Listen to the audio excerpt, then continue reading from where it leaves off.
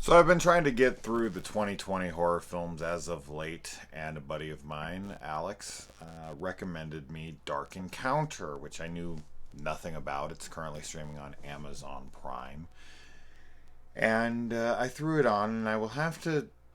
This is a weird classification type of a movie where I feel like I feel like you could put it under the genre in a way, but then like when reveals are made, you're like, but is it?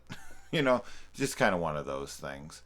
Um, but that all being said, so there is a little 8-year-old girl that goes missing, and the parents are, of course, looking for her. And then they start to experience an alien presence. This is about as much as I'll say about the story. But then, truths are revealed and some twists happen that are very unexpected. And while I did quite like the movie because of how different it was and it took turns I was definitely not expecting, the film poses a lot of questions that I would have a hard time answering. And my logic mind that I constantly have at all times, especially when I'm watching films, unless the film isn't based in any kind of reality or logic. But this film plays itself very straight, and I can't talk about any of them because all of them would be spoilers. Um, Outside of the whole like 8-year-old girl like being home like she was, like why wasn't anyone watching this girl closer? That I can't figure out. But whatever. Anyway, um, there's just some stuff that happens at the end that I'm like, okay, that's cool. Like I like the theory behind it. I like the idea, but then again, this poses some questions that I'm not sure I got answered here. Now the film itself is pretty like lower budget, and it looks like that, but the acting is quite good, so I feel like it kind of makes up for it there.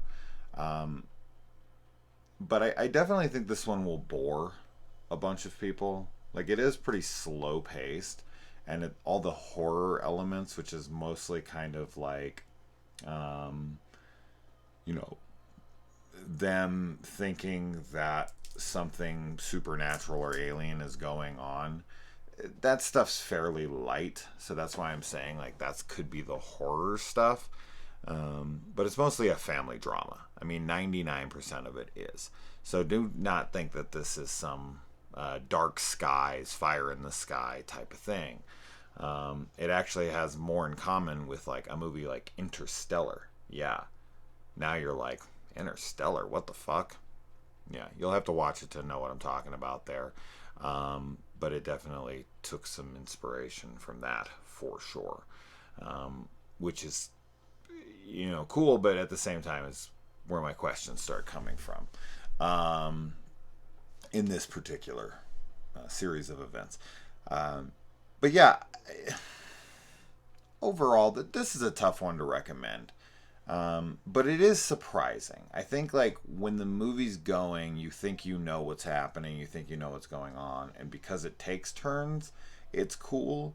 But then you question the turns, and then it starts to become a little less cool to you, or at least to me anyway.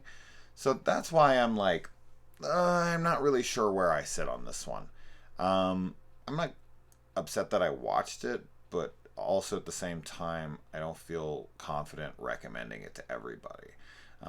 If you want to watch kind of a more slow burn family drama with some very light horror alien type elements that takes a drastic turn of events at some point in the film that you won't see coming, check it out. But yeah, it's just I'm too unsure of my thoughts on the film, and I watched this like a week ago now. I have been so busy at work, I haven't had any time to review anything that I've watched. And but that said, I felt exactly the same as I did then as I do now, so I don't think that's changing. But I like the effort. That's what I'm going to say about the film. That's what I think is really cool about the film, and I think that's why Alex recommended it to me, because he was probably like, "Oh wow, I was expecting nothing or I was expecting this to go a certain way and it didn't. So that was pretty cool to him, and it was worth throwing my way, and I totally get that. So I'm not upset that I watched it, and I'm not saying it's bad.